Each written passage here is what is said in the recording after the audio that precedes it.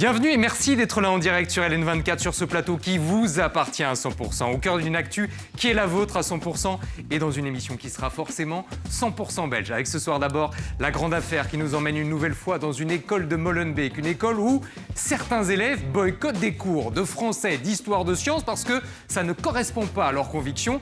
Qu'est-ce qu'on fait de ça? C'est la question qu'on posera ce soir.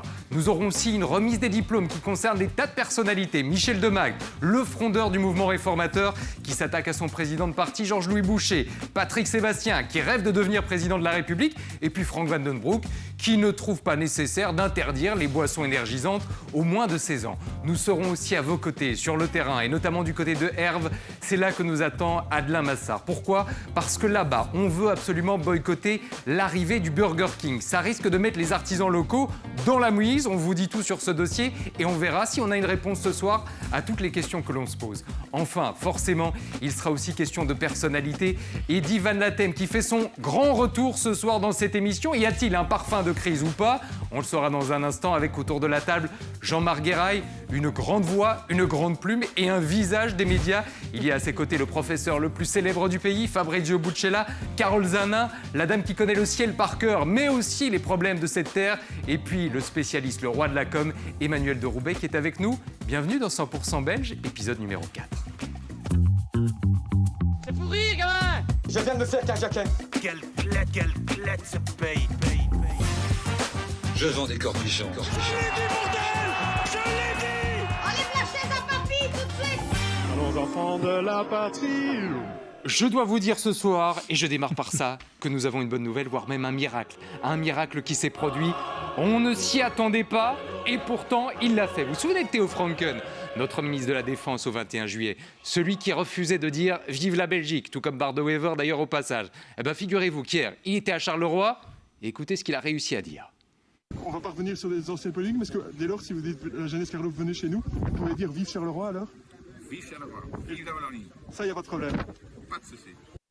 Manu, spécialiste de la communication et de bien d'autres choses, c'est un exploit de lui arracher un vive Charleroi? Non, c'est un échange de bons procédés. C'était presque une visite de chef d'État dans une autre région. On va dire que c'était comme ça. C'était les us et coutumes. En tout cas, ce qu'on peut dire, c'est que Thomas Dermine, en fait, n'avait pas d'autre choix que de réserver un bon accueil à la NVA, dans la mesure où il va quand même recevoir 550 millions. Cette fameuse caserne, on le voit à l'instant. Oui, Il était là pour l'argent, un petit peu quand même. Et c'est surtout 1500 nouveaux emplois. Donc ça, c'est la première chose. Et puis la deuxième, il faut quand même laisser de bon compte que ce projet a été mis sur les rails par une de ses collègues, Ludivine de Donder, et qu'en fait, Theo Franken est juste venu apporter la bonne parole. La prochaine fois, il dirait peut-être aussi « Vive Ludivine ». En tout cas, il a sorti le « Vive Charleroi » que personne n'attendait. Ça aurait pu être l'un des visages de l'actu, mais les visages de la Belgique ce soir, c'est peut-être les vôtres.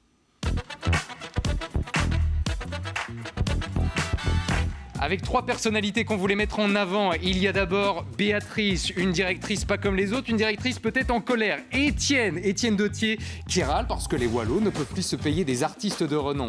Et puis Charlotte, la représentante des agents immobiliers dans ce pays, qui tire la sonnette d'alarme parce que le prix des loyers est en train de flamber un petit peu partout dans le pays, et notamment dans certaines communes de Bruxelles. On en reparle dans un instant, mais d'abord arrêtons-nous dans nos cours d'école une nouvelle fois.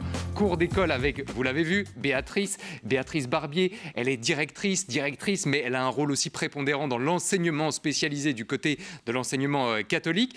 On reviendra dans un instant là-dessus parce que dans les cours d'école, il se passe quelque chose d'interpellant. Et c'est la DH qui titre même là-dessus ce matin en se demandant ce qu'il y a derrière la crise des profs. On a deux sons de cloche totalement différents. D'un côté, des jeunes enseignants, voilà ce qu'ils nous disent à l'image de ce témoignage de Sarah. On entend une chose, on vit son contraire. Dans ma promo, personne n'a trouvé un emploi stable. J'ai été pourtant très fort apprécié, moi, des parents et de la direction, mais les profs les plus anciens sont toujours prioritaires. Et puis de l'autre, Béatrice, cette directrice d'école qui nous dit moi, depuis quelques années, j'ai l'impression que les enseignants font un peu leur marché. Ils refusent parce qu'il y a trop de classes à gérer, parce qu'ils ne sont pas titulaires, parce que le milieu est trop difficile, parce que c'est des cours qu'ils ne veulent pas, parce que l'école est trop loin de chez eux. Alors avant d'entrer dans le débat, Carole, mettons peut-être les points sur les i et sur les chiffres. Il y a vraiment pénurie de profs ou pas en fait? Parce qu'on a l'impression qu'il y en a qui ne trouvent pas d'emploi. Alors j'ai cherché les réponses auprès des différents pouvoirs organisateurs, de la Fédération Wallonie-Bruxelles, mais également des différents syndicats, et personne ne sait, ne peut, ne veut me répondre. C'est inchiffrable. À l'heure actuelle, c'est un peu normal. L'année scolaire, elle vient de débuter, donc on n'a pas encore les chiffres. Ce que je peux vous dire, c'est que la pénurie, elle dure déjà depuis plusieurs années. Et à mon avis, l'année 2025-2026, l'année scolaire, ça ne va pas être non plus exceptionnel. Mais j'ai quand même une bonne nouvelle pour vous, les enseignants, les enseignantes qui nous écoutez. Et qui Ils en ont besoin, hein, parce qu'il n'y en a pas eu beaucoup ces derniers temps. Regardez, la ministre Valérie Glatini va travailler sur la mobilité des réseaux. Cela veut dire quoi? C'est, par exemple, vous qui travaillez par exemple pour un réseau libre, eh bien, vous ne pouvez pas travailler pour un réseau officiel. Eh bien, cela va changer dans quelques mois, en tout cas le plus tôt, je l'espère, pour vous, puisque si vous travaillez dans un autre réseau, vous perdez votre ancienneté. Et là, le cas ici qui inquiète Valérie Glatini, c'est que on va rassembler les réseaux et vous n'allez plus perdre de votre ancienneté. On gardera quelque part ses droits, même en changeant de réseau. Voilà. C'est la bonne nouvelle, vous leur avez pas posé de questions sur les pensions, sur le statut des profs et tout ça. Ah non, ils avaient déjà bien à faire avec mes questions. C'est peut-être une solution, hein, le statut des profs. Les questions qui fâchent, on les gardera pour plus tard. N'empêche, je reviens sur les propos de la directrice. Elle n'est pas isolée. Regardez, Jean-Marc, un autre témoignage qu'on a trouvé d'une autre directrice qui dit ce truc complètement dingue. Un jour, on est même venu me voir en me demandant si on mettait à disposition une voiture de société. On m'a déjà dit que faire 1 heure de route, c'était trop loin et qu'on n'aimait pas les classes. Voilà le genre d'arguments qui s'échangent. Est-ce que les profs sont devenus un peu trop exigeants avant d'accepter des heures de cours? Alors, je reviens sur la pénurie. C'est donc un métier d'utilité publique, on est tous d'accord ici autour de la table, mais on commence à utiliser les codes du privé, c'est-à-dire un peu l'offre et la demande. Bah, si tu me donnes un peu plus, je viendrai peut-être chez toi. Si j'ai les cours que je veux, je viendrai peut-être chez toi. Et la voiture de société, ça c'est le summum parce que c'est ce qu'on appelle un salaire donné. Enfin, je veux dire un avantage. Un avantage. Voilà, exactement, c'est le mot que je cherchais. Et c'est la première fois que j'entends ça chez les profs, mais il n'y a pas intérêt à mettre le doigt dedans, parce que sinon, c'est parti pour qu'ils en demandent tous. Oui, et en voiture de société, à part un vieux bus scolaire qui traîne éventuellement à l'arrière, je ne vois pas très bien ce qu'on peut offrir du côté des écoles. Bon, il y en a un qu'on n'a pas encore entendu autour de cette table. Le prof. C'est le professeur, le seul, l'unique, le vrai. Même si on ne sait plus très bien s'il est prof de sciences ou de philo. Regardez. Il arrive. En gros, les béatitudes disent ceci. Heureux les malheureux parce qu'ils seront sauvés. Ils seront sauvés dans la vie d'après. Donc, les malheureux d'aujourd'hui doivent être quelque part heureux parce qu'ils vont être sauvés. Mais alors, il y a un paradoxe, bien sûr. Pourquoi? Parce que si les malheureux sont heureux parce qu'ils vont être sauvés, ils sont plus totalement malheureux. Mais s'ils sont plus totalement malheureux, ils peuvent plus être sauvés vu qu'ils sont plus malheureux. Il est impossible d'affirmer en même temps qu'un malheureux est heureux, sinon il est plus malheureux. Jésus était un excellent logicien. Salut, Cus. Excusez-moi, Fabrizio Buscella, vous êtes qui? Prof de philo, de morale, d'histoire, de sciences? Je suis un peu perdu, là. Cours d'art dramatique. Cours d'art dramatique. Je suis un peu perdu. Mais ça en fait, ce sont des petits morceaux d'un cours de logique formelle que je donne à mes étudiants. Et donc, c'est vrai que ça, ce sont des petits highlights du cours, entre guillemets. C'est pas... La bonne nouvelle, c'est qu'avec vous, on peut combler la pénurie, parce que vous êtes capable de donner toutes les matières. Ceci dit, question très sérieuse pour le coup. La pénurie, vous la remarquez aussi dans l'enseignement supérieur, voire dans les universités? Oui, alors j'ai contacté en vérité, finalement j'ai contacté le président de la Fédération des étudiants francophones pour avoir le point de vue entre guillemets du représentant des étudiants. Alors lui me dit que lui ce qu'il constate et ce que constatent ses délégués en termes de pénurie, c'est surtout au niveau des travaux pratiques. Et c'est vrai que si je prends mon petit cas particulier, moi j'ai commencé à donner cours, ils étaient 80 dans l'amphi, maintenant ils sont 800 parce que simplement ça a augmenté. C'est vos followers qui viennent, hein? Non, c'est l'effet Fabrice. Mais ça, quelque part, le problème, c'est pas une pénurie de gens, c'est plutôt une pénurie de locaux adaptés. Mais par contre, les travaux pratiques, c'est vrai que ça augmente chaque année. Et donc là, c'est pas tellement une pénurie qu'on les trouve pas, c'est plutôt une pénurie que les universités ou les hautes écoles n'ont pas le cadre pour ouvrir plus de places de profs. Et n'hésitez pas à nous contacter si vous cherchez une voiture de société ou d'autres avantages en nature. On peut toujours s'arranger. Deuxième visage au cœur de l'actualité, on voulait absolument vous le montrer. C'est celui d'Étienne Dethier, qui est bien connu dans l'organisation des fêtes de Wallonie, des Wallos, hein, les fêtes qui arrivent dans quelques jours. C'est l'occasion de remettre en avant évidemment le patrimoine culturel wallon. Oui, mais voilà ce qu'on découvre dans Sud Info, c'est qu'à cause de la baisse des subsides, on va plus pouvoir attirer les stars. Nous ne pourrons plus accueillir certains grands groupes comme auparavant. Voilà ce que dit Étienne Dethier. On va devoir se contenter de les petits DJ là qui vont remplacer les concerts live avant d'entendre Manu qui connaît très bien le monde de la musique, juste une question, Jean-Marc, les fameux artistes là, ils venaient pas gratuitement, c'était pas un peu de promo télé, ils étaient payés cher et vilain. Oui, tout est gratuit, c'est bien connu, surtout dans le monde de l'art. Alors très difficile d'avoir des chiffres, hein, parce que c'est des négos qu'on a en général, on n'a pas envie de donner des chiffres. Je rappelle quand même le monde de la musique, on vend plus de disques, c'est du stream et ils font de l'argent sur les cachets qu'ils ont dans les salles et dans les festivals. Les festivals se plaignent aussi d'ailleurs du fait que les cachets ont augmenté. J'ai essayé d'avoir des chiffres. J'espère que Manu va me les, entre autres, confirmer, ou en tout cas ne pas les démentir totalement. Pour un artiste belge confirmé, ça dépend évidemment de la durée de la prestation. Hein. Si tu restes 3 minutes, ça coûte moins cher que si tu restes une heure et demie. Or ici, on est plutôt sur des plateaux, hein, pour les fêtes de Wallo. Un artiste belge confirmé, entre 25 et 30 000 euros. Pour un vrai set. Hein, ouais. un vrai set. Indochine, 300 000. 200, ils sont jamais venus aux fêtes de Wallonie, on comprend mieux pourquoi. On parle de groupe. Ouais. J'ai pris un groupe. Et alors, celui qui a vraiment coûté très cher, c'était en 2023, Kendrick Lamar, aux Ardentes, 1 million d'euros. Alors, je peux comprendre que sans subside, puisque c'est là-dessus que vivent les Wallos, c'est un petit peu compliqué. En même temps, pourquoi ne pas mettre les artistes belges totalement à l'honneur ? Ça coûtera moins cher et il y a aussi du talent. Je peux vous dire que toute la régie a scruté le regard de Manu pour savoir s'il validait ses chiffres ou pas. Je ne vais pas vous demander de livrer des secrets d'État et des secrets défense. C'est pas facile d'avoir des chiffres. Est-ce que vraiment c'est des subsides qui doivent payer des grands groupes pour les fêtes de Wallonie ? Évidemment que non. Si je reprends les mots que vous avez utilisés dans votre introduction, grande star, grand groupe, ben voilà, à quoi on assimile les grandes stars et les grands groupes ici en Belgique ? Des artistes français ou internationaux. Et pour les fêtes de Wallonie, je trouve ça absolument un non-sens. Mettons à l'honneur nos artistes de la Fédération Wallonie-Bruxelles, ils sont nombreux, ils sont en demande de pouvoir jouer devant leur public. Et puis surtout, si on prend le problème à l'envers, ça n'est pas une bonne affaire pour les promoteurs de concerts.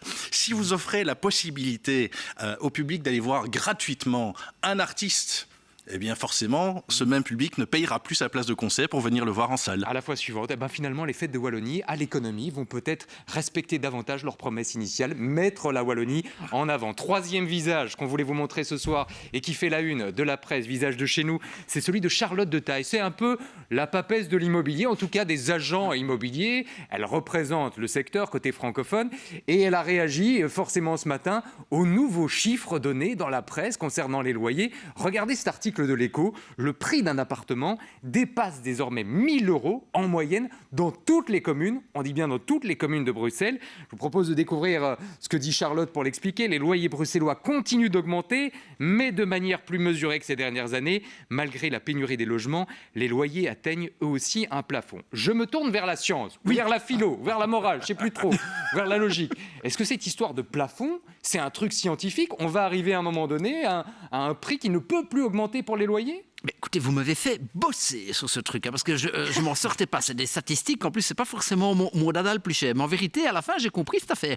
C'est un artefact statistique, cette affaire de plafond. Parce qu'en fait, quand vous mesurez l'augmentation à la mi-année, il y a, depuis 2009, j'ai refait tout sous mon tableur Excel, il y a toujours un plafond. Et donc, on risque, quand on aura mesuré les loyers à la fin de cette année-ci, on risque de ne plus voir cette espèce d'effet de plateau, entre guillemets. Mais par ailleurs, il est vrai aussi que pour l'instant, notamment à Bruxelles, la hausse des loyers a un tout petit peu freiné parce qu'elle avait été très très importante par le passé. Depuis le Covid, on a pris, je crois, des plus 10%. Et donc là, maintenant, c'est du plus 2. Et là, c'est du plus 2. Donc, si vous voulez, c'est pas tout à fait illogique qu'après des fortes hausses, ça puisse c'est suivre. plus 10, plus 2. Ça peut être, effectivement, il y a eu le plus 10 et maintenant, c'est un plus 2 par rapport au plus 10. Ouais. Hein. Mais l'histoire du plateau, c'est en fait un plateau qui vient du fait qu'on a pris les statistiques à la mi-année. Je vous rappelle que l'émission est disponible en replay, donc si vous voulez tout comprendre du raisonnement logique qui vient d'avoir lieu, n'hésitez pas à aller le revoir. En attendant, ce fameux plateau, on ne sait pas combien de temps il va durer.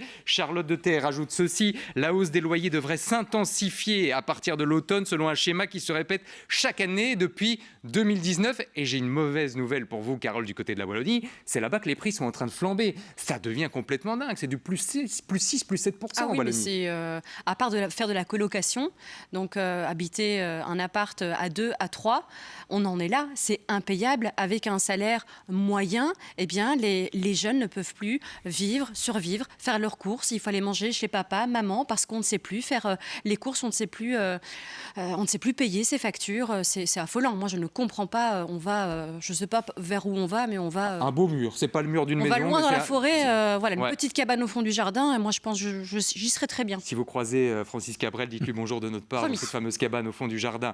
En attendant, il est l'heure de regarder l'actu qui se passe près de chez vous et de faire le tour du pays.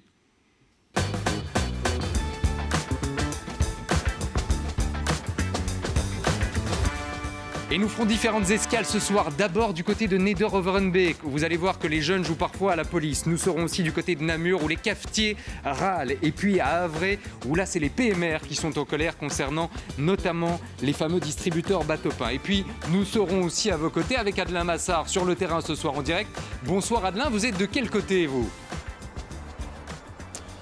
Ouais, bonsoir Thibault, écoutez, je suis du côté de Liège et plus précisément à Herve où depuis quelques semaines le célèbre fromage se fait un petit peu voler la vedette par un projet de Burger King. En effet, le fast-food souhaiterait venir s'implanter ici, juste derrière moi, à la place du bâtiment que vous voyez le long de la Nationale 3, à la place d'une ancienne friterie.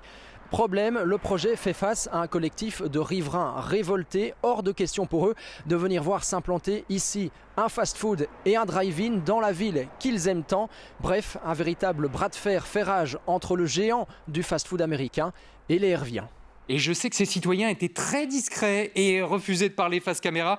On verra tout à l'heure s'ils ont accepté exceptionnellement de vous répondre. C'est la première mission de ce soir. Avant ça, nous allons faire une première escale du côté de Neder-Overenbeek, alors qu'on connaît évidemment pour son activité un peu plus industrielle, pour ses grandes entreprises situées sur place. Mais il n'y a pas que ça à Neder-Overenbeek. Il y a aussi des quartiers forcément habités, plutôt dans la périphérie pour le coup. Et voilà ce qu'on apprend dans la presse. C'est pas le Bronx, mais quand même, c'est assez interpellant. Voilà que des associations de jeunes font des rondes chaque soir pour suppléer à la police parce qu'il y a une série de cambriolages depuis maintenant quelques semaines. Voilà ce que déclare Mohamed notamment. Si on est plusieurs à la maison des jeunes, il y en a un qui part faire une ronde jusqu'au début du Val-Maria et qui revient. Et après 22h, et après qu'on se soit tous relayés, chacun peut rentrer chez soi.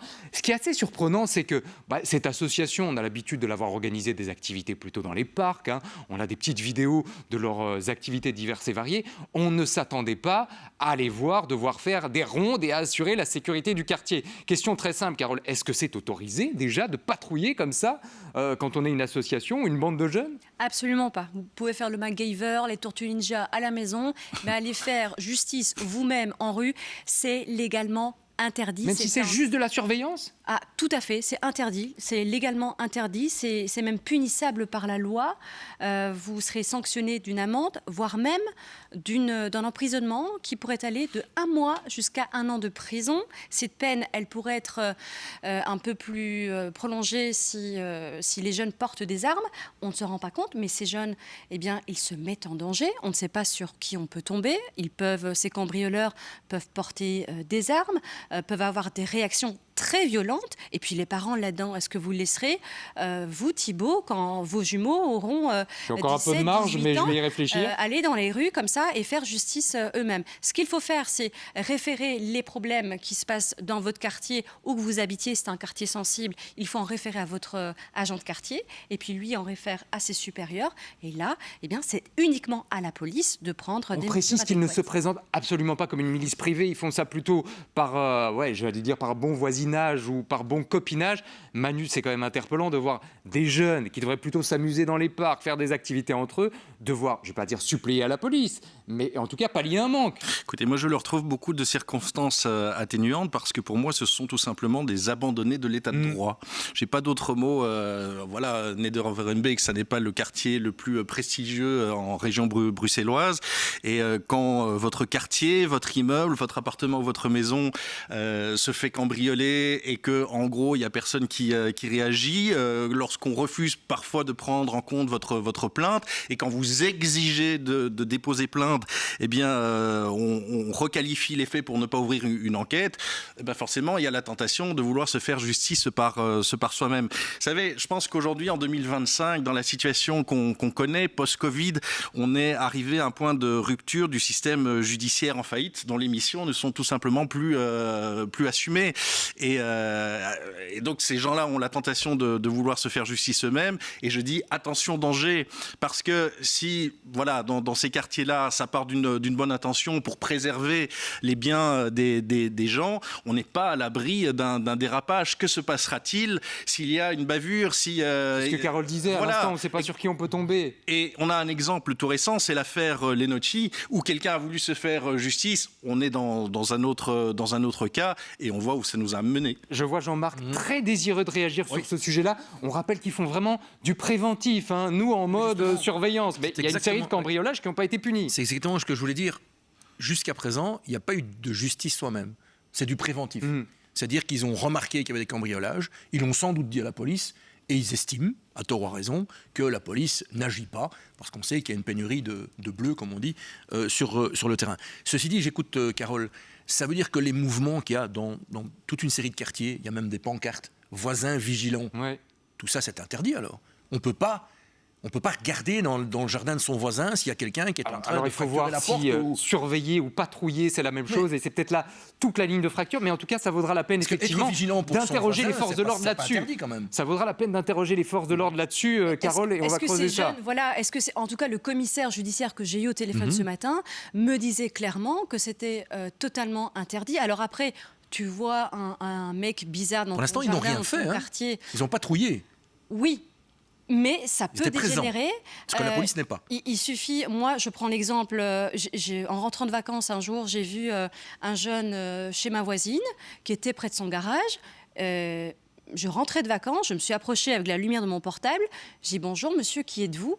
Et le gamin a réagi de façon assez violente parce qu'il s'est dit mais pourquoi est-ce qu'elle m'agresse celle-ci à 2h du matin ? C'était juste le petit-fils de ma voisine. Mais j'ai dit ok, il n'y a pas de souci. Mais il suffit que... Attention au quiproquo, c'est un peu ça le message ce soir. Et ça peut vite effectivement déraper. J'aurais qu'on avance et qu'on fasse une deuxième escale qui nous emmène cette fois du côté de Namur. Alors Namur, ville paisible. C'est vrai qu'on s'éloigne un peu de l'attention de Nederland-Verenbeek pour le coup. Namur qui n'est pas spécialement une ville de football, Jean-Marc. Vous n'allez pas me contredire sur ce coup-là. Les résultats ne sont pas brillants malgré la présence de notre ancien consultant foot, Yannick Loemba. Celui qui fait retourner la baraque. Un excellent début de saison et merci pour ça. Mais on aime quand même regarder le football dans les bars. Et c'est précisément là que ça coince à Namur, et d'ailleurs ailleurs dans le pays.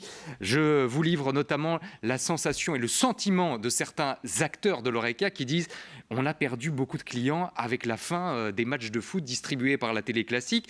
Voilà ce que dit Gaëtan. On pensait au départ qu'il s'agissait d'un simple retard administratif, mais non, il y a un blocage entre DAZN et le reste. Résultat, on a perdu des clients qui regardent désormais le match chez eux en streaming plutôt que de venir au bar. Bête question, pourquoi est-ce que le bar ne peut pas prendre un bête abonnement à la plateforme DAZN et diffuser les matchs comme avant ? Parce qu'il faut le payer.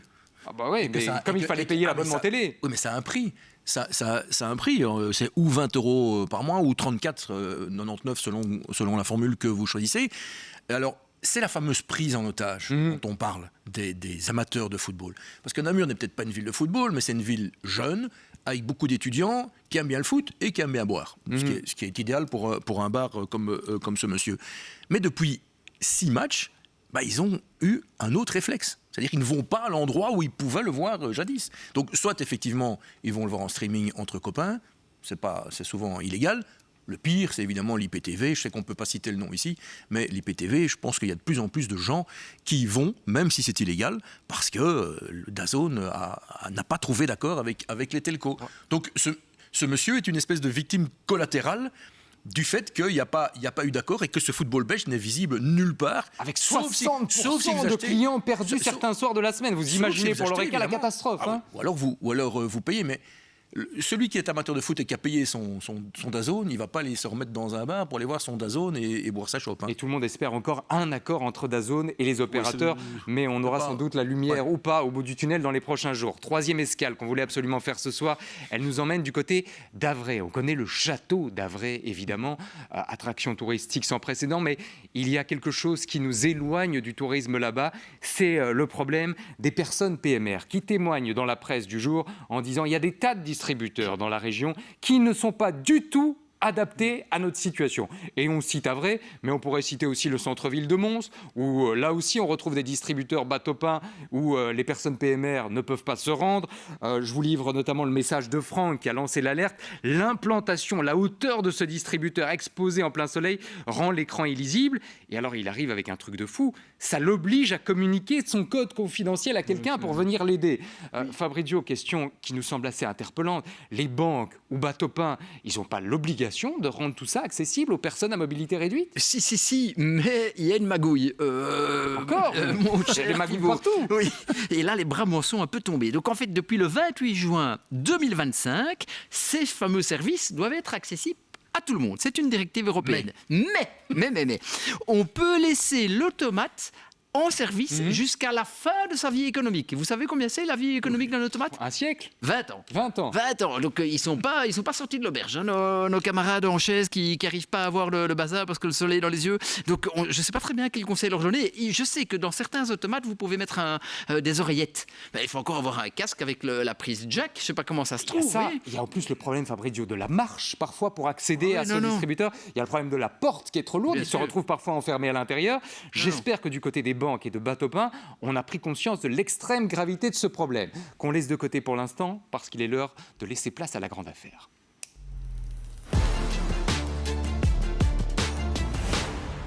Une grande affaire qui nous emmène ce soir dans une école de Molenbeek, l'Athénée royal du Sipelberg, qu'on a découvert à travers ces images, notamment dans certains journaux télévisés. On a parlé de cette remise de diplôme. On a même retrouvé des images d'archives de la ministre de l'Enseignement de l'époque, Caroline Désir, qui venait inaugurer et féliciter les élèves de cet établissement. Sauf que voilà ce qu'on découvre dans la presse de ce jour, à l'issue d'un rapport mené par 2 inspecteurs. Donc ça ne sort pas de nulle part. Des élèves, 5 élèves en l'occurrence, ont déclaré avoir refusé de participer à des cours de français, de sciences, d'histoire, de philosophie, de citoyenneté, parce que ce n'était pas en adéquation avec leurs convictions. Mieux que ça, 4 élèves affirment avoir refusé de participer à des activités extrascolaires pour des raisons liées à leur valeur. On est donc face à des élèves qui boycottent des cours. Ça semble avéré, même si les ministres ont demandé des explications supplémentaires. Manu, je me tourne d'abord vers vous, avec peut-être une phrase qui peut résumer votre pensée là-dessus. Écoutez, pour moi, si c'est vrai, cette école n'est plus un endroit d'un enseignement fondamental, mais un repère de jeunes fondamentalistes. Et ça ne me va pas du tout, évidemment. Juste de jeunes fondamentalistes, ou c'est l'établissement en tant que tel qui dérive? Parce qu'on a entendu parler, à vérifier aussi, d'une salle de prière, de professeurs qui laisseraient parler leurs convictions. C'est seulement les élèves qui sont en cause ou c'est l'école tout court? Non, c'est seulement évidemment les élèves et disons-le franchement une minorité. Mais c'est inacceptable que la direction se laisse marcher sur les pieds. Marcher sur les pieds et trouve ça pratiquement normal ou est renoncer à combattre. Je m'excuse, quand on est adolescent, c'est encore le directeur, le prof qui a l'autorité sur les élèves. École qui appartient au réseau Wallonie-Bruxelles Enseignement, c'est d'ailleurs la seule école de ce réseau dans laquelle le port du voile est autorisé. Je me tourne vers vous, Carole, une petite phrase pour résumer votre pensée là-dessus? Oui, je pense que j'avais mis que le menu. Moi, je le faisais au restaurant, je ne le faisais pas à l'école. Donc on prend tout à l'école, on ne choisit pas ses aliments? Non. Alors, sauf, évidemment, s'il y a des options. Je ne parle pas... mais les cours obligatoires sont les cours obligatoires. Moi, je serais pour avoir un dialogue avec les parents, les élèves, la direction, pour expliquer ou réexpliquer, évidemment, les principes fondamentaux de l'enseignement. Et puis, parce que je rappelle que, quand même, l'école a pour but de transmettre à des missions, de transmettre les savoirs, les apprentissages, mais aussi des valeurs transversales. La bienveillance, la citoyenneté, le vivre ensemble, ce sont des valeurs qu'il faut respecter. Tout le monde est à la même échelle. Et les droits de la femme. Et les droits de la femme. Et c'est peut-être ce qui pose problème. Voilà.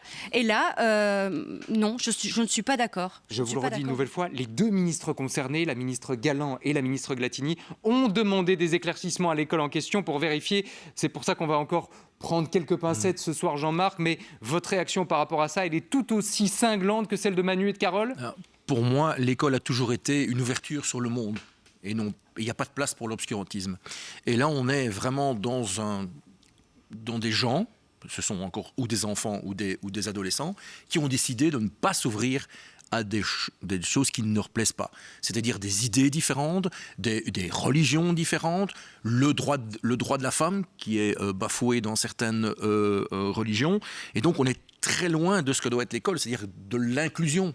Là, on est vraiment d'une discrimination absolument abominable. J'aimerais d'ailleurs savoir, la science, je peux voir, notamment la biologie, l'histoire, je peux voir. J'aimerais savoir qu'est-ce qui se passe dans le cours de français. Qu'est-ce qui fait qu'on refuse le cours de français ? Quel est le problème par rapport aux valeurs religieuse, il faut bien le dire, dans le cours de français, j'aimerais le savoir. Attention, parce que vous avez le prof de sciences à côté ou alors on ne peut plus lire Baudelaire, on ne peut plus lire Voltaire. Je ne sais pas si le professeur se sent rassuré par le fait qu'il n'y a pas que la science qui est exclue du programme de certains élèves ou pas. On va reprendre la métaphore du restaurant quelque part avec vous, professeur. Oui, c'est ça. J'avais dit la science, c'est pas le buffet, puis j'en vais trouver une autre, qui était plutôt la liberté de conscience, c'est pas la liberté d'ignorance. Moi, je pense que c'est pas scandaleux que des jeunes adolescents soient un peu en révolte. Je veux dire, on l'a tous été un peu. Donc, fondamentalement, c'est pas scandaleux. Mais il faut que l'institution mette le cadre.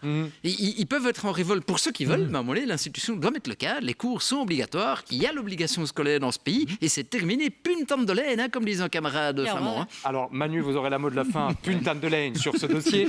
Puntam de laine, qu'est-ce que vous demandez à l'école ce soir, les yeux dans les yeux? Vous leur faites passer quel message? Vous leur demandez quoi? D'exclure ces élèves? De les forcer à venir à ce cours? C'est quoi la solution? Écoutez, on va encore laisser le bénéfice du doute au directeur, à Hassan Ouassari, qui a évidemment vigoureusement contesté ce qu'on lui reproche. Simplement, moi, ce que j'aimerais demander, c'est qu'il n'y ait pas de renoncement vis-à-vis de ces élèves. Et comme je le dis, l'école, c'est encore la direction et les professeurs qui font la loi et pas les élèves. On ne transige pas. Le message a été très clair de votre part, en tout cas, ce soir. Dans un instant, c'est un homme bien connu de nos plateaux qui fait son retour. Ivan Latem. Il va nous rappeler des souvenirs liés à une époque où on était tous à la maison et tous devant la télé. Il est de retour pour peut-être une nouvelle crise sanitaire ou pas. On verra si on doit utiliser ce mot-là dans un instant. 100% belge continue juste après ça. 100% belge encore et toujours et forcément avec vous ce soir. Et nous avons des tas de sujets sur la table, notamment une remise des diplômes qui dans un instant mettra sur le grill Michel Demague, le révolté du mouvement réformateur qui s'en prend à son président de parti, Georges-Louis Boucher. Nous irons du côté de Herve où nous attend Adelin Massard. C'est là que la révolte s'est installée du côté de certains habitants. Pourquoi? Parce qu'un Burger King risque de faire son apparition et que là-bas, on n'en veut pas. Des stars aussi sur ce plateau ce soir. L'héritage Goldman, il le représente. Il y aura Magali Ripoll, que vous connaissez dans l'émission de Nagui. N'oubliez pas les paroles. Cephas, ce chanteur qui a fait sensation, ils sont tous les deux les ambassadeurs de Jean-Jacques Goldman sur scène à Forêt Nationale. Et puis, en parlant de stars, c'est une vieille connaissance, dans le bon sens du terme, qui nous rejoindra dans un instant. Ivan Latem fait son grand retour sur ce plateau pour parler d'une nouvelle crise. Point d'interrogation. On verra tout ça avec lui dans un instant. Mais d'abord, place à la remise des diplômes.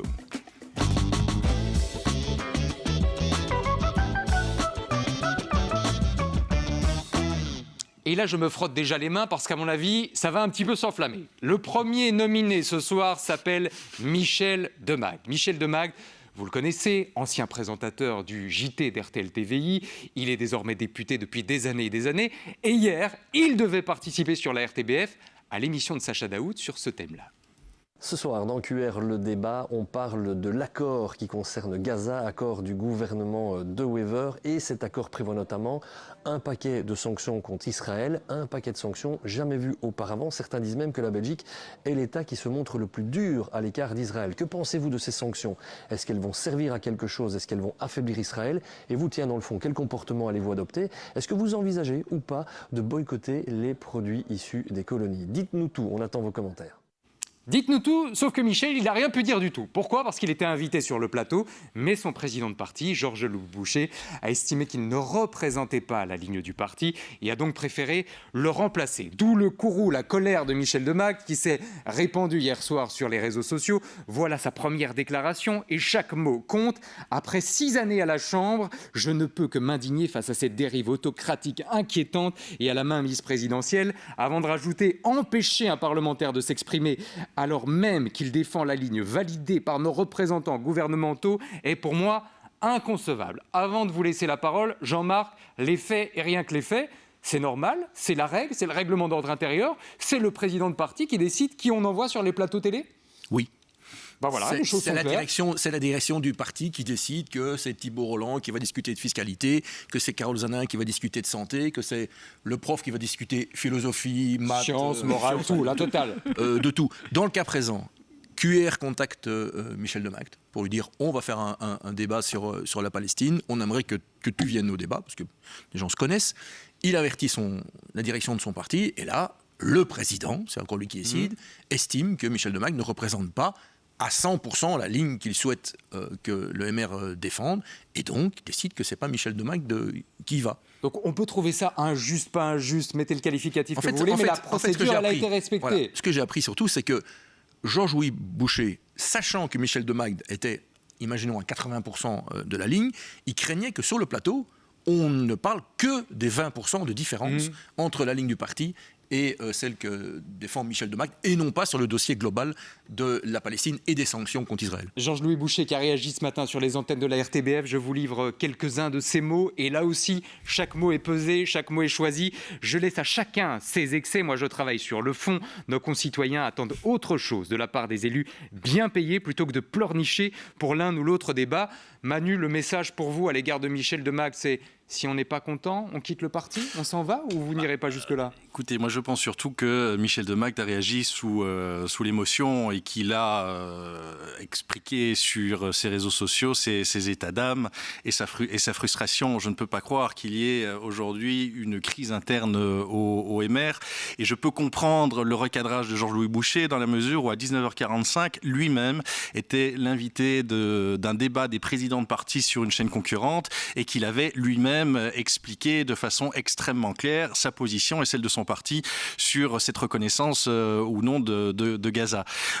Moi, je vais surtout penser à cette déclaration historique de 1983 de Jean-Pierre Chevènement, qui disait qu'un ministre, soit ça se tait ou ça démissionne. Eh bien, on peut aujourd'hui dire que s'il n'est vraiment pas content, Michel de Magde peut soit se taire ou démissionner. Alors, il aura toute la nuit pour réfléchir, et peut-être même d'autres nuits encore. La bonne nouvelle, Fabrizio, c'est qu'il y a un week-end à Walibi pour réconcilier tout le mouvement réformateur. Je ne sais pas si vous avez vu ça aujourd'hui. Il y a le week-end des familles, ou la journée des familles organisée par le MR. Sauf que là encore, il y a des députés qui ne seront pas et qui râlent un petit peu. Il y a la bisbrouille là dans la famille libérale. Mais par contre, nous, je dis qu'à Walibi, il y a plein de choses intéressantes à mesurer en termes de physique que sur les attractions. Ça, je peux vous le dire. Écoutez, on va demander au mouvement réformateur s'il n'y a pas 2 tickets gratuits pour un professeur et son nouvel assistant qui se trouve à votre gauche et qui a très envie de découvrir les arcanes scientifiques de Walibi. Voilà pour le premier visage, il est politique ce soir. Un deuxième visage qui nous emmène un peu plus loin de chez nous, quoique il était là, à Boussu, il y a quelques jours, dans notre belle région. C'est Patrick Sébastien qui a affirmé sur le plateau de Cyril Hanouna que, il avait dans un coin de sa tête l'idée de se présenter à la présidentielle. Et t'as envie quoi? T'as envie juste de peser après, peut-être? J'ai envie de rien. Parce que c'est pas moi qui suis demandeur, c'est les gens qui me disent mais tu représentes quelque chose, là l'histoire là, on te méprise, on te traite de con, on te traite de beauf. C'est ce qu'on leur dit à eux. En attendant, c'est eux qui payent, c'est eux qui en chient. Je suis au contact de ces gens-là. C'est eux qui baisent aussi. Ben oui, qu'est-ce que tu veux que je te dise? Il va représenter, excusez-moi l'expression, ceux qui baisent lors des élections. C'est du Patrick Sébastien pur jus. Alors c'est pas le premier dans le milieu artistique à envisager de se présenter à la présidentielle. On avait parlé de Jean-Marie Bigard à un moment donné. On avait aussi évoqué du bout des lèvres la candidature de Cyril Hanouna. Carole, question très basique. Même s'il n'a pas de parti, il pourrait se présenter ? La réponse est tout aussi basique. Ça va être oui. Un citoyen peut tout à fait se présenter aux élections, ici pour les élections présidentielles par exemple. C'est ce qu'on appelle un candidat indépendant. Donc par exemple pour les élections présidentielles de 2027, il suffira, Patrick Sébastien s'il le souhaite, d'aller récolter 500 petites signatures d'élus, donc aller dans les mairies. Ce qui n'est pas si simple, il y en a qui galèrent pour ces 500 signatures. Oui, mais je pense qu'il a le bagou, il sait comment, à mon avis, s'y prendre. Et après, je pense vraiment que c'est un coup de com', c'est un peu de la provoque, comme Coluche l'avait fait à l'époque.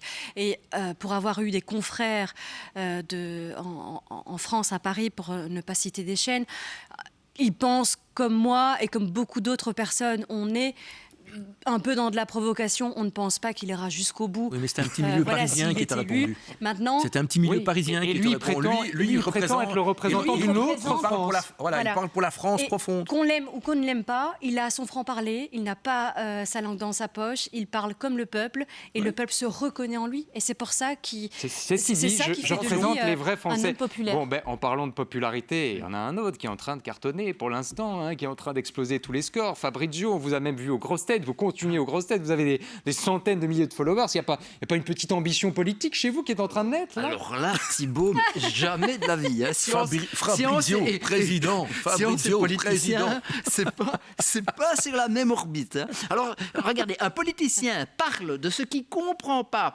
avec assurance, alors qu'un scientifique, il parle de ce qu'il comprend, mais avec prudence. Quoi. Voilà. Oh là là.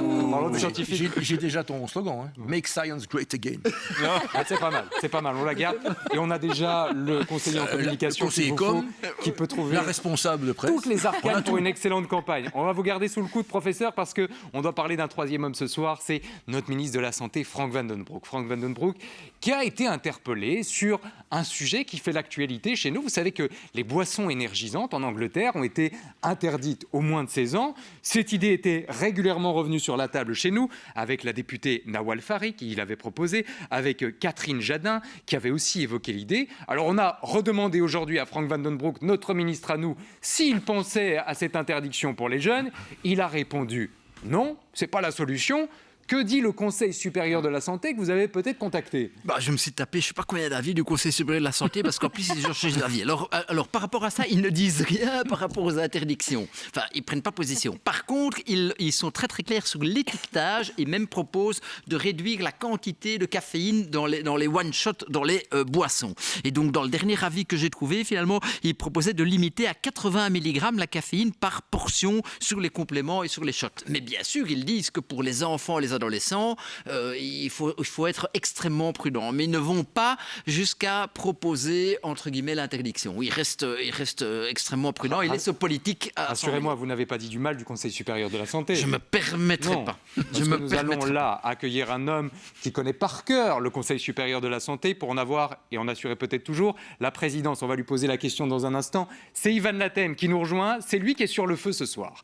Et Ivan Latem, vous le connaissez bien, c'est ce visage évidemment bien connu qui nous a accompagnés pendant des années de crise et de crise.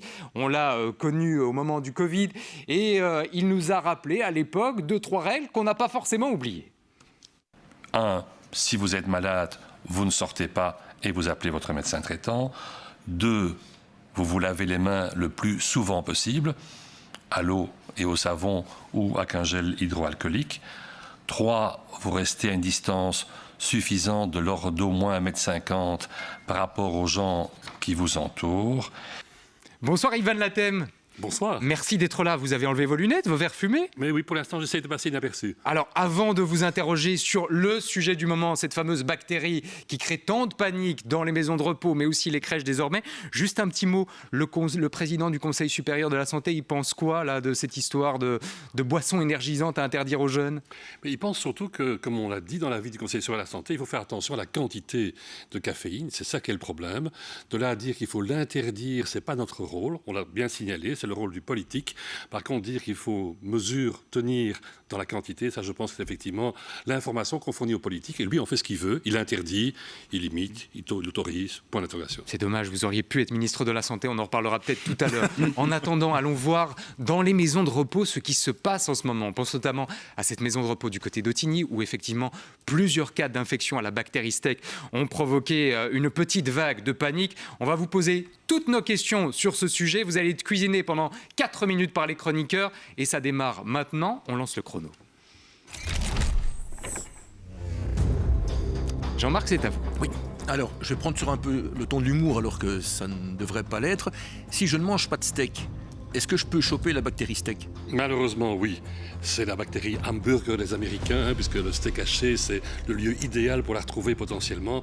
Mais on la trouve dans les végétaux, dans les grains germés, dans l'eau éventuellement, pas dans la région normalement, dans un tas de substances différentes. Donc, le steak n'est pas le seul endroit.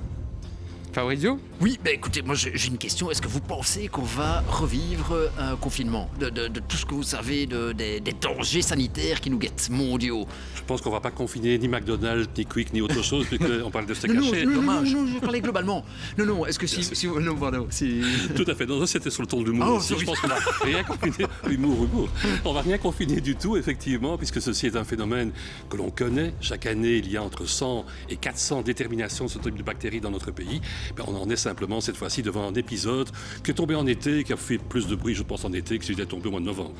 Est-ce qu'il y a des gestes barrières ou des mesures de précaution qui nous permettraient d'échapper à cette fameuse bactérie? Alors ici, ce n'est pas le gel que certains connaissent, c'est se laver les mains, d'une part, et d'autre part, au niveau du frigo, je parle pour le particulier ici, pas pour les collectivités, de bien séparer ce qui cuit, ce qui n'est pas cuit, de bien laver les aliments. Ce sont les gestes normaux d'hygiène au sein d'une cuisine. Et alors, c'est toute la surveillance que fait l'AFSCA, que fait Cienzano sur les collectivités, sur les grandes cuisines, de manière à faire des prélèvements et de pouvoir, parfois qu'un petit retard de 24-48 heures, dire attention là, il faut stopper tel aliment qui pourrait être contaminé.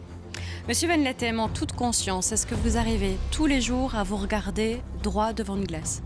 C'est un peu difficile. La balance me dit que je ne devrais pas effectivement me regarder devant la glace, mais je peux par ailleurs me regarder devant la glace, oui. J'ai l'âme relativement en paix. Monsieur Van Lethem, vous avez été starifié pendant le Covid, on ne voyait que vous à la télévision.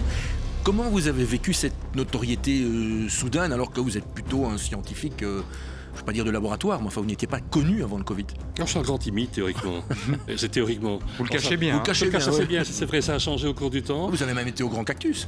Tout à fait. Le gel, comme on le disait, effectivement. Mais donc, non, je l'ai vécu avec... Alors, je dirais un certain plaisir, à certains moments. Il fallait bien trouver son plaisir où on pouvait à ce moment-là.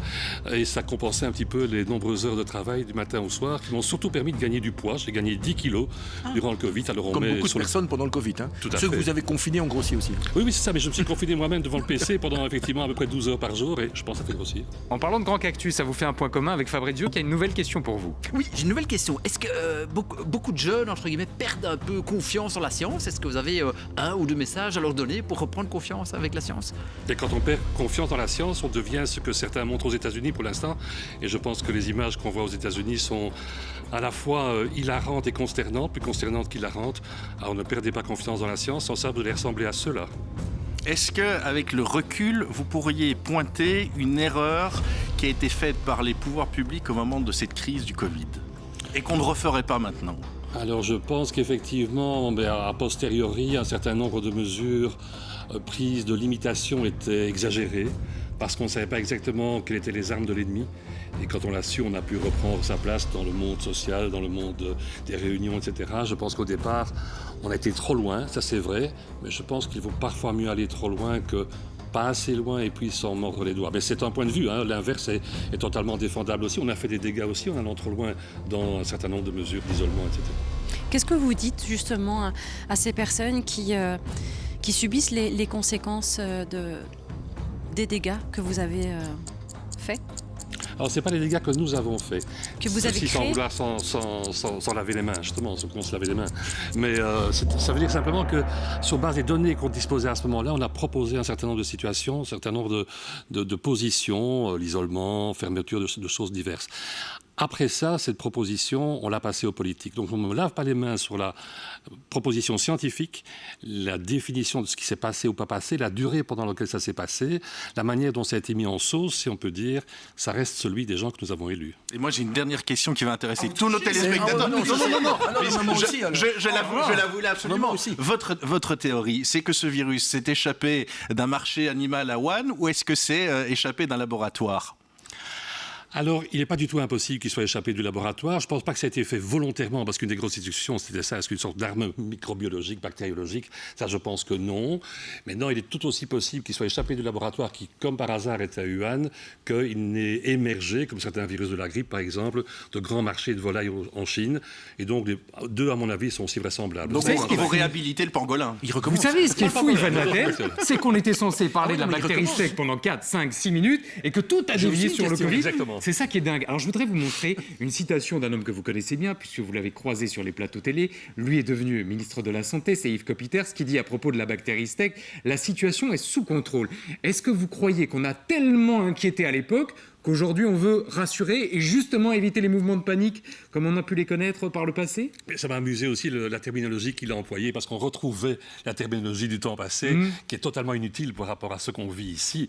C'est même pas une crisette, c'est une crisette qu'on a pour l'instant, et rien d'autre, amplifié par l'été, et dont je pense qu'on a là repris des termes qui n'étaient pas forcément nécessaires. C'est peut-être effectivement nous, médias, un peu ennuyés pendant l'été, et il fallait remplir des pages, il faut le dire aussi au passage. Je voudrais vous montrer un dernier article qui faisait référence à votre nouvelle vie. On parlait de la retraite d'Ivan Lateb, c'était déjà il y a près d'1 an et demi.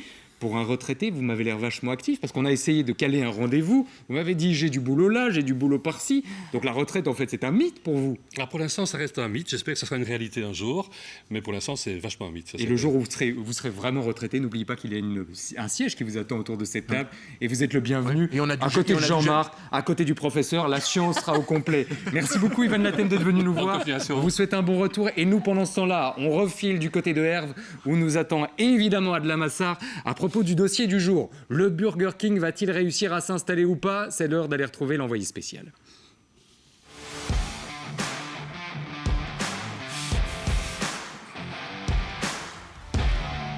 Adela, on a bien compris que l'installation possible de ce Burger King du côté de Herve avait suscité le courroux de pas mal de citoyens. C'est quoi leur reproche exactement? Qu'est-ce qu'ils vous ont dit si vous avez réussi à leur parler?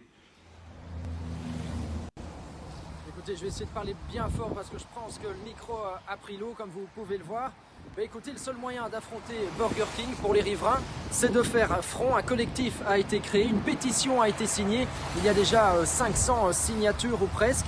Preuve de leur ténacité, les riverains ont déjà rebaptisé le Burger King en Murder King. Comprenez le roi du meurtre, pardon.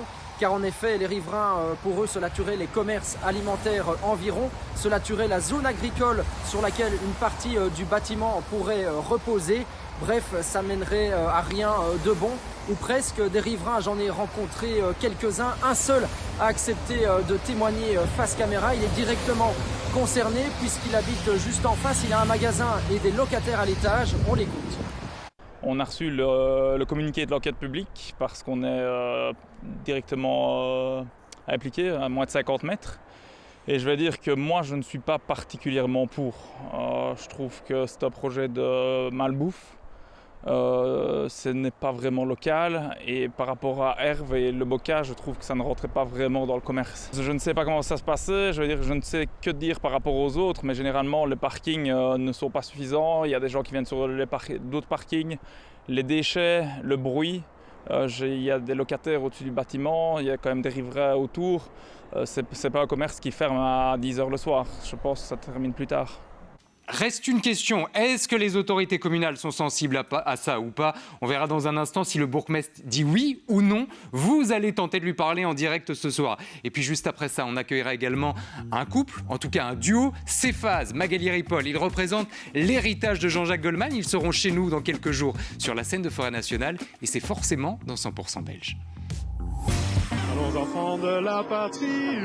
Dans un instant, la France débarque en Belgique, et pas n'importe quelle France. Magali Ripoll, que vous connaissez, elle est présente tous les soirs dans l'émission de Nagui. Cephase, le chanteur qui avait fait l'événement. Ils sont de retour sur scène pour défendre l'héritage Goldman. Mais avant ça, place à vos questions sur l'actu.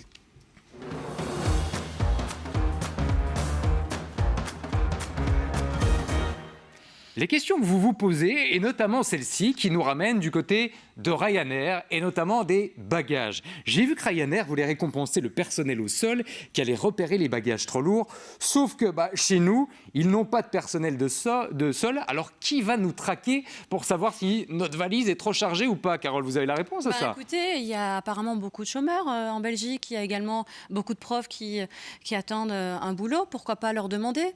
J'en sais rien. Je ne sais pas vous répondre. Non, c'est une piste de réponse. Je n'en sais rien. Déjà, je trouve le concept totalement choquant, utopique. C'est la petite carotte. Ah, vas-y, regarde qui a un bagage trop lourd. Regarde qui a un bagage trop grand. Allez, on va le punir. Non, on va où? Non. Ryanair qui a par ailleurs annoncé système aujourd'hui, Ryanair. je crois qu'ils allaient un peu assouplir la taille des bagages, mais effectivement ce système de track a laissé pantois plus d'une personne au niveau du personnel. Autre question, et elle est pour vous, celle-là Jean-Marc, j'ai vu que le médiateur de Charleroi proposait de baisser son salaire. C'est quand même assez sidérant, c'est rare des gens qui dans la presse disent « payez-moi un peu moins, je coûte déjà trop cher ». Est-ce qu'il gagne si bien sa vie que ça? Vous avez réussi à trouver son salaire, vous? Je peux rajouter de petites précisions. Il propose qu'on diminue le salaire de celui ou celle qui va le remplacer. Oui, parce qu'il s'en va. C'était ça la subtilité. C'était la nuance. Je me disais bien qu'il me manquait un truc, moi. C'est pas son, ça. Voilà, mais il me manquait un truc. Donc ce monsieur, Jean-Luc Labbé, termine sa carrière dans 3 mois, donc il s'épanche un peu dans la presse. Il est depuis 26 ans le médiateur de la ville de Charleroi. Et c'est assez curieux quand même qu'il est médiateur d'une ville socialiste et il rentre totalement dans la nouvelle manière de fonctionner de Jacqueline Galland, MR, c'est-à-dire que les top managers seront payés au bonus. C'est un petit peu ce qu'il propose. Mais il n'a pas dit qu'il allait donner ses 3 derniers mois de salaire. J'étais 3 ans. C'est 3 ans. J'étais tombé à côté. 3 ans. Manu, j'étais persuadé que subitement il y avait une révélation. Il se dit mais je gagne trop ma vie pour ce que je fais. Mais moi je comprends pas ce qu'il a fait puisque il part en retraite dans 3 ans. Vous le savez, le calcul de la pension se fait sur les 10 dernières années. Donc il a effectivement tout intérêt à avoir le salaire le plus élevé pour sa fin de carrière. Mais je pense effectivement, comme Jean-Marc, que c'est une peau de banane glissée à son successeur. Bon ben voilà, cadeau. En même temps, il a dit avec la partie de mon salaire que vous économiserez, payer une secrétaire, une assistante parce qu'elle peut aider dans certains dossiers. Donc il ne dit pas baisser la rémunération totale, déplacer juste un peu l'argent ailleurs. Autre question qui nous ramène du côté des piscines pour vous, Fabrizio. Oui. J'ai entendu ce matin sur la RTBF que 2 piscines publiques fermaient chaque année. Oui, mais savez-vous combien de Belges ont une piscine privée? Écoutez, c'est une excellente question, cher Thibault. Je vous remercie de l'avoir posée. Mais donc en tout cas, chez moi, il n'y a pas de piscine. Mais j'ai trouvé un ordre de grandeur. Il y a à peu près 60 000 piscines privées en Belgique. C'est 1 à 2% des ménages. Donc si vous avez une piscine, vous savez que vous êtes dans les 1 à 2% qui en ont. Alors en vérité, en 2024, on a construit 3500 nouvelles piscines et surtout en Flandre, j'ai trouvé une étude qui est par imagerie satellite a pu répertorier à peu près 38 000 bassins et c'est comme ça qu'on arrive au total de 60 000 pour la Belgique. C'est là que me vient une idée, une question qui fâche. Elle sera pour vous une nouvelle fois Manu ce soir. La question qui fâche, puisqu'on a de moins en moins de piscines publiques, mais beaucoup de piscines privées. Est-ce qu'on ne dirait pas aux propriétaires de piscines privées de mettre leur piscine à disposition 1 heure ou 2 par semaine pour aider les autres à apprendre à nager? Alors écoutez, c'est très simple. Si c'est une obligation, je suis totalement contre. Parce que je n'ai pas envie d'avoir des gens qui fassent pipi dans ma piscine, bien que je vous n'en avez pas non plus, bien que je n'en ai pas. Mais surtout depuis le tremplin. Mais voilà. Mais je vais surtout vous rassurer, c'est un service qui existe déjà. Vous allez sur le site suimi.com, et bien vous avez la possibilité de louer pour pas trop cher les piscines 15 € par heure. Des particuliers, effectivement. C'est ce que j'allais dire à Thibault. J'ai regardé près de chez vous à Waterloo, il y a pas mal de piscines. 15 € de l'heure. J'espère que vous avez accès aux toilettes et le petit verre avec ça, parce que ça fait cher. C'est beaucoup plus cher qu'une piscine publique. Sans oublier que, jusqu'à preuve du contraire, sauf si vous avez vraiment une très grande propriété, vous n'avez pas une piscine chez vous de 25 mètres ou de 50 mètres. C'est vrai. Et pour apprendre à nager, c'est pas forcément le plus facile. Voilà pour le dossier piscine dont on reparlera parce que c'est un vrai enjeu aujourd'hui de société.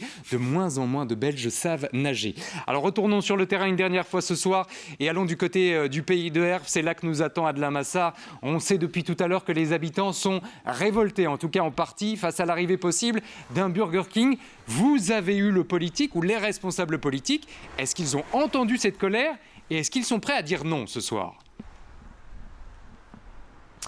Oui, en effet, j'ai eu l'échevin de l'urbanisme il y a quelques instants à l'interview. Autant dire que son avis est celui de son collège et scruté de très près. Ici, certains pourraient y voir du bon, avec des emplois en plus et de la nouveauté, puisqu'au final, des fast-foods, il commence à y en avoir un petit peu partout. Seulement, le dossier se frotte à quelques contraintes qui sont en train d'être examinées, puisque le dossier est en ce moment même à l'instruction. Il faudrait notamment transformer une zone agricole en zone constructible. Il faudrait aussi contourner un permis de lotir datant de plus de 50 ans. Et enfin, il faudrait aussi déroger au guide régional d'urbanisme sur les enseignes et la publicité. Le dossier est suivi très attentivement, comme je l'ai dit, par le conseil communal. Que va faire la ville? Réponse avec l'échevin de l'urbanisme, Bernard Allelin. Le positionnement de la ville à l'heure actuelle, en fait, il est neutre. En fait, il n'est pas ni pour ni contre par défaut. Quand on instruit un dossier, en fait, on a énormément d'avis à demander à des instances extérieures. On a forcément l'avis du public, comme je l'ai expliqué précédemment, qui doit être analysé. Sur base de toutes ces informations-là, mes services et avec moi, on va faire une analyse correcte et complète du dossier, voir tout ce qu'il y a comme pour, comme contre, rédiger une proposition d'avis au collège et ce sera débattu au collège. Alors on sait que le sujet cristallise sur les réseaux par rapport au fait que ce soit une grande chaîne et qu'on attribue ça à de la malbouffe. Il n'y a pas actuellement une décision qui est prise au niveau du collège. Donc on prend le temps d'analyser les choses comme on le fait pour chaque dossier et puis de se forger un avis qu'on peut construire et motiver. On attendait une réponse ce soir, on en est un peu pour nos frais. On va se faire une petite culture générale et puis on reviendra après avec notre décision. Merci Adelin d'avoir été une nouvelle fois sur le terrain pour nous ce soir du côté du pays de R. En attendant, il est temps de s'éloigner un petit peu de la Belgique et d'ouvrir le consulat.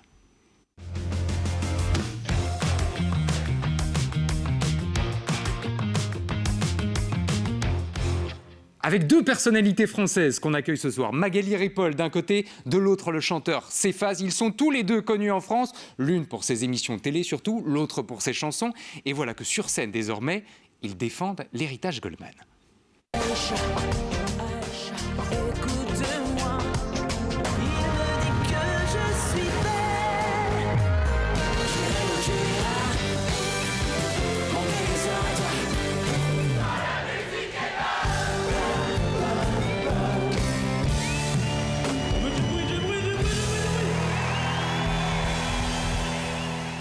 Bonsoir Magali, bonsoir Cephas. Bonsoir. Merci de faire une première escale avant le Grand Forêt National du 19 octobre prochain. On avait une première question qui tenait en un seul mot ce soir. Il va s'afficher dans l'écran, c'est pourquoi ? Vous cartonnez tous les deux. Cephas, on ne va pas rappeler votre parcours musical, avec votre envie de manger le soleil, ce tube qui a fait des millions de vues. Magali, on ne va pas rappeler qu'on vous retrouve tous les soirs chez Nagui, qu'on vous a vu cartonner cet été dans Interville. Qu'est-ce qui vous a poussé dans les bras de ce projet en plus ? C'était des fins de mois difficiles ou c'était vraiment une envie de s'éclater en plus sur scène ? Alors bon, en ce qui me concerne, c'est vraiment une proposition qui a été un cadeau, parce qu'effectivement, ça me fait, la vie me force à garder un pied sur scène en tant que chanteuse musicienne. Non que je ne le sois plus, mais c'est vrai que mon emploi du temps est de plus en plus accaparé par des choses qui concernent la télévision, et c'est une grande chance aussi. Mais voilà, ça me ramène à mes premières amours. Vous avez attendu, la deuxième saison de l'héritage Goldman pour rejoindre cette famille. Vous étiez là depuis le début, Cephas. C'est quoi qui vous motive, vous, dans ce projet ? Pour ma part, c'est plus pour... J'avais déjà mon projet en tant que Cephas, mais quand on m'a proposé de faire partie de l'héritage, j'ai tout de suite dit oui, parce que c'est des chansons de Jean-Jacques Goldman, quoi. Et c'est une chance pour moi de pouvoir chanter des chansons de Jean-Jacques, rencontrer son public et être reçu comme ça. Mais on a l'impression parfois qu'il n'y a pas besoin d'arguments supplémentaires. Il suffit de dire c'est Goldman. Exactement. Et tout le monde comprend. C'est Goldman, mais pas que, parce qu'il y a un autre homme qui a peut-être joué un rôle décisif. On va le voir, c'est Michael Jones, qui était évidemment partie intégrante de ce projet depuis le début et dont on connaît évidemment le long compagnonnage aux côtés de Jean-Jacques Goldman avec des tubes immortels.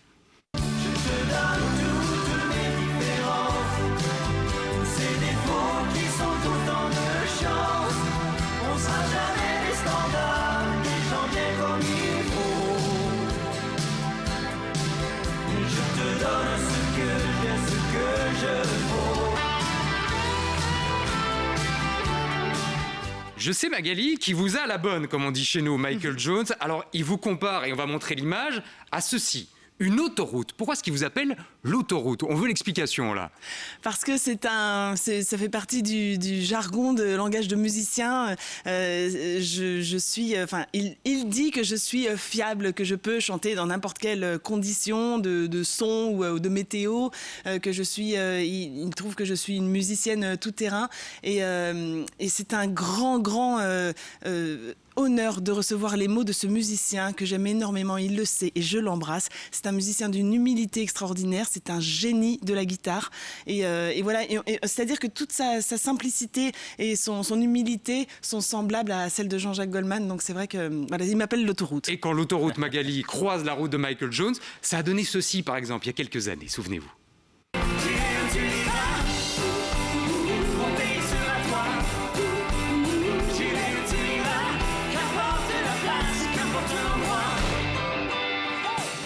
On se dit presque que vous êtes la seule à pouvoir le convaincre de remonter sur scène, là, le 19 octobre à Forêt Nationale. Il n'y a pas une petite chance de l'avoir en guest star? Ce serait formidable, mais d'ailleurs de revoir ces images, ça me touche beaucoup parce que je me souviens très bien de ce duo avec Michael. Il m'a dit, tu crois qu'on peut chanter J'irai où tu iras? Il a dit, mais je chante pas comme Jean-Jacques. Je lui ai dit, mais je chante pas comme Céline. Et donc on s'est lâchés tous les deux et c'était une séquence extra. Voilà pour votre histoire personnelle avec Michael Jones. C'est Faz, nous on est un peu intrigués parce que Jean-Jacques Goldman et vous, c'est pas forcément en termes de génération le plus naturel. Vous deviez avoir quoi? Grosso modo cet âge-là, on va voir l'image, 8-9 ans, quand le dernier album de Jean-Jacques Goldman est sorti, c'était Chanson pour les pieds, on se souvient notamment du single Tournez les violons. Comment vous êtes tombé en amour avec Jean-Jacques Goldman? On imagine que c'était pas à cet âge-là. À cet âge-là, j'étais en Afrique du Sud, à Cape Town, et comme je suis adopté par des parents français, mon père adoptif écoutait encore un matin, quand la musique est bonne plutôt, tous les matins. Je parlais pas français, mais je chantais à tue-tête. Et c'est à ce moment-là que j'ai découvert Jean-Jacques. Et quand je suis arrivé en France, j'ai découvert encore des chansons que je connaissais pas du tout et je suis tombé amoureux. C'est là que le mot héritage prend tout son sens. On voit que ça se transmet de génération en génération et que vos parents adoptifs ont joué un rôle là-dedans. Alors, qu'est-ce qu'il en pense, le maître? C'est la question que tout le monde se pose. On a vu une photo de lui. Là, c'était cet été dans le métro avec Big Flo et Oli. Il est le roi de la discrétion. Vous savez tous les deux s'il a jeté un coup d'œil sur le spectacle, s'il est venu discrètement, ce qu'il en pense pas, Magali? Alors, ce que j'ai entendu dire, la légende raconte que... Non, c'est vrai. En tout cas, s'il est venu assister au premier spectacle, il est venu effectivement discrètement. Même Michael Jones a dit, s'il vient assister au spectacle, il ne me le dira pas et il ne m'en parlera pas après. Mais je sais, enfin voilà, on sait qu'il a fait un retour positif du show, il a trouvé ça extra et il a validé en amont aussi toute la faisabilité de ce projet, qui allait chanter quelle chanson. Il a quand même un œil, même si c'est de loin. Et surtout, les personnes qui ont mis en place ce projet, son ancien directeur artistique, Michel Boulanger, son producteur-réalisateur aussi et compagnon de route, Eric Benzi, n'auraient rien fait, n'auraient pas avancé avec Michael Jones sur ce projet sans demander son aval à tampon de la poste du maître. À propos d'Eric Benzi, que vous venez de citer, il a eu cette phrase à propos de Jean-Jacques Goldman. Il a beaucoup parlé d'amour sans dire je t'aime. Vous avez cité le mot légende tout à l'heure aussi. Alors je vous propose de basculer dans un secret d'histoire ou un secret Goldman ce soir. Si vous deviez tous les deux définir le secret Goldman, en quelques mots, ce serait quoi? C'est quoi la formule magique chez lui, ces phases? Je pense qu'il a ce truc avec les mots d'arriver à toucher le cœur de son public avec ses mots, aussi simple que ça soit. Une extrême simplicité, mais qui dit l'essentiel. Magali, le secret Goldman, pour vous, c'est quoi? Pour moi, c'est l'intelligence, l'élégance et la subtilité au sens noble des termes. Voilà, c'est une pureté artistique. Qui vit et qui revit sur scène grâce à vous. Ce sera le 19 octobre prochain à Forêt Nationale. Avant de refaire un coup de promo, on sait tous que Magali, on la retrouve tous les soirs dans l'émission de Nagui. N'oubliez pas les paroles. Et évidemment, on veut tenter le coup de l'arroseur arrosé ce soir et voir si vous connaissez par cœur les paroles de Jean-Jacques Goldman. Donc je vous propose de choisir une chanson. On a été généreux, on a pris votre préféré. On va arrêter les paroles à un moment donné et ce sera à vous de poursuivre pour voir si vous connaissez la suite. C'est parti. On prendra les froids, les brûlures en face, on interdira les tiédeurs, les fumées, les alcools et les calmes en cuirasse. Voler nos douleurs. Je crois qu'on est bon et j'ai même pas la réponse, donc vous irez vérifier chez vous à la maison si Magali... J'ai un joker.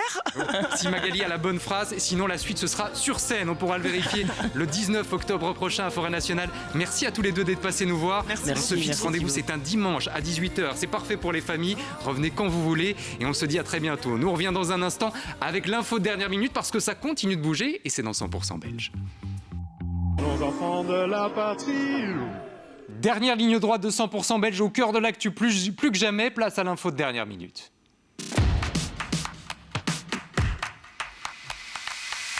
Et forcément, on est maintenant à 1h, 2h du coup d'envoi du nouveau rendez-vous des matchs des Diables Rouges. Alors, c'est face au Liechtenstein. Normalement, la préparation n'était pas trop compliquée. On n'a pas entendu trop de pépins physiques et autres. On a entendu Jean-Marc cette info, nouveau capitaine en la personne de Youri Tielemans. Est-ce que vous, qui êtes dans le vestiaire, qui êtes dans les coulisses, qui avez tous les numéros de téléphone, vous avez déjà la composition de ce soir ou une petite info croustillante pour nous? Eh bien non. Rien. Ah, j'ai pas la compo. Allez. Ah non, j'ai pas. On va rentrer plutôt à la maison.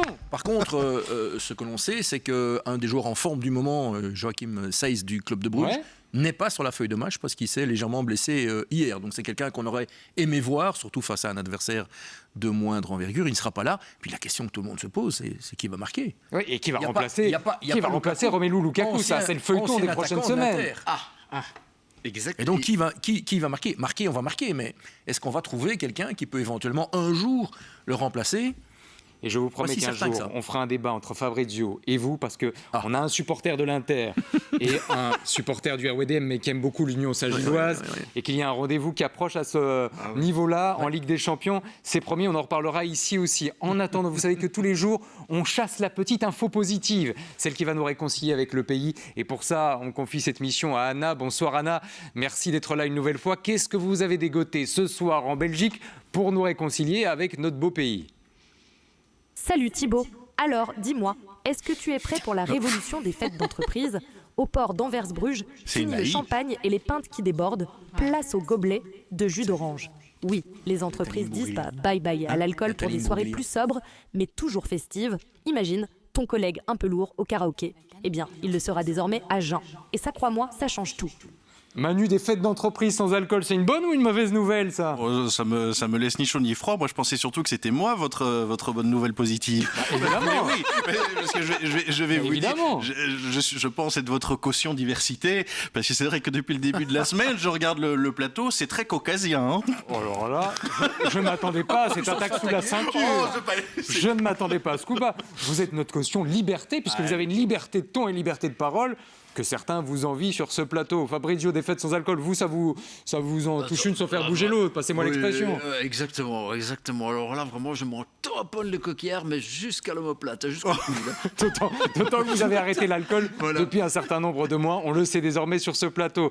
Alors je vous propose de jeter un coup d'œil avec Anna sur le programme télé de ce soir, parce qu'elle le connaît par cœur, contrairement à nous. Merci Anna pour le service.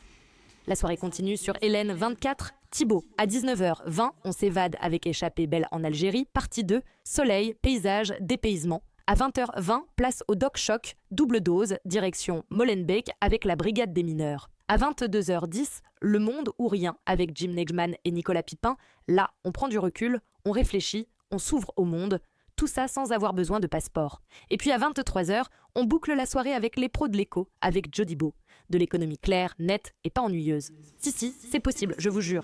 Elle a encore 2-3 soucis de prononciation, mais on va régler tout ça. Ne manquez pas surtout Marie Gillin ce soir à 22h dans Le Monde ou Rien avec Jim et avec Nicolas. Merci à ma caution pour cette visite. On se retrouve la semaine prochaine parce que la caution, on en a besoin chaque semaine. Merci Carole, merci Jean-Marc, merci Fabrizio. Merci. Nous on se retrouve demain, même heure, même endroit. Salut.